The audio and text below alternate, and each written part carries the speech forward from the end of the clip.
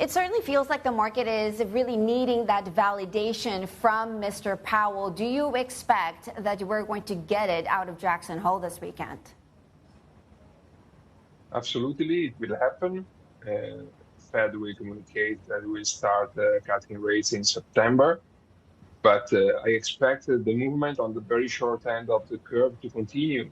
So we see rates moving lower on the 2-year part of the curve, which is still inverted. And this inversion to me is not reasonable anymore.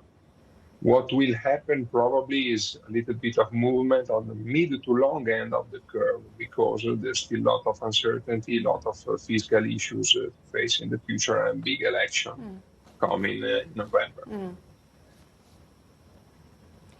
Going back to the August 5th route, you see it as something technical being undone here. But what if we get this dramatic revisions to the downside when it comes to the latest labor data? Does that matter to you at this point?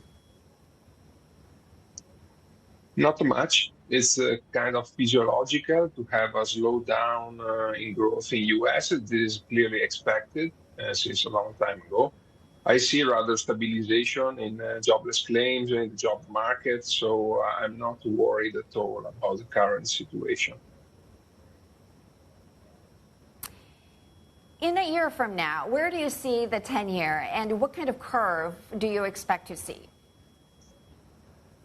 I expect a steeper curve than the one we have today. The 10-year can easily fall in the 3.5% area. Between 3.5% and 4% is the area where I think we will see the 10-year moving 1 year from now. But it's important to see a steep yield curve with a full normalization in the short end of the yield curve.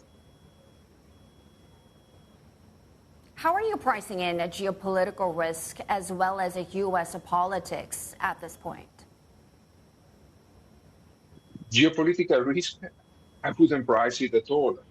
We are in a market which is still flush with liquidity, a lot of liquidity around. So what really matters is growth and inflation dynamics. Geopolitical issues hasn't impacted the environment for quite a long time. We were close to the Third World War, and basically what mattered the most was inflation, not having a war or now having also a Gaza conflict.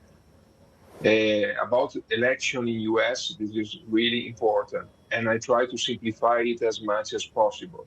If you have Kamala, you have more immigration, and you will get deflation. If you have Trump, you will have less immigration, and you have sticky inflation. As simple as that.